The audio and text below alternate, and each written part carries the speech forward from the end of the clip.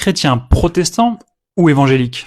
Quelle différence? Différent christianisme, épisode 5. On fait parfois la distinction entre protestants et évangéliques, mais c'est un raccourci abusif parce que les protestants englobent aussi les évangéliques. Cette distinction désigne en fait souvent deux types d'églises protestantes en France. Alors on va faire quelques généralités parce qu'il y a beaucoup de notions qu'on mélange un peu là. La plupart des chrétiens français sont catholiques, mais il existe une minorité protestante et ceux-ci peuvent être typiquement rangés en deux catégories. D'un côté, le protestantisme qu'on peut appeler historique, ce sont les églises qui descendent directement des premiers mouvements réformateurs du XVIe siècle. Donc on a les luthériens, ceux qui ont suivi Martin Luther, et les réformés, ceux qui ont suivi Jean Calvin. En France, depuis 2012, les églises luthériennes et réformées sont réunies dans ce qu'on appelle l'Église protestante unie de France, EPUDF. Les luthéro-réformés ont plus de tradition puisqu'ils sont plus anciens et typiquement la théologie est un peu plus libérale. Ils sont aussi plus présents dans la recherche académique. De l'autre côté, nous avons le protestantisme évangélique. Ce n'est pas un groupe officiel, mais c'est une caractérisation de plusieurs églises. Celles-ci ont souvent des origines plus récentes que les luthéro-réformés et qui peuvent être liées à ce qu'on appelle les mouvements de réveil. Les évangéliques mettent typiquement plus l'accent sur le baptême des confessants,